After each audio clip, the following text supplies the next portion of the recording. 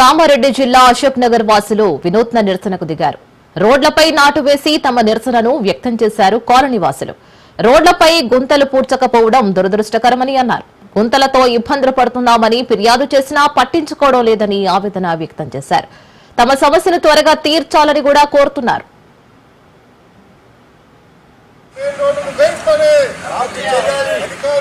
అధికారులు వెంటనే ఎమ్మెల్యే గారు వెంటనే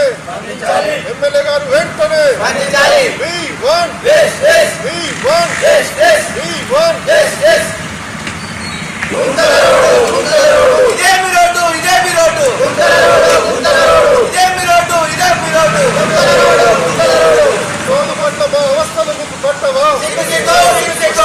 కాలనీ ప్రజలంటే ఇంత నిర్లక్ష్యమా? కామారెడ్డి పట్టణ ప్రజలంటే ఇంత నిర్లక్ష్యమా?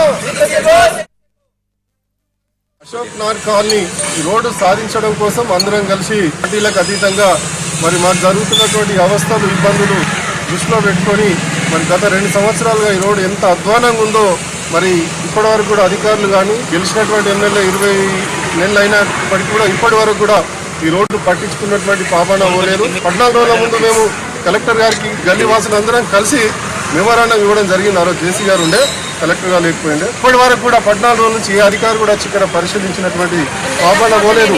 ఇప్పటి వరకు మరి పరిశీలించలేదు. మరి ఈ రోడ్ అంటే ఇంత నిర్లక్ష్యమా? అశోక్ నగర్ కాలనీ వాసులు అంటే ఇంత నిర్లక్ష్యమా? ఈ 2 దారులు ఉన్నాయి. ఒకటి కమాండ్ చౌరస్తా, ఇంకోటి అశోక్ నగర్ కాలనీ మెయిన్.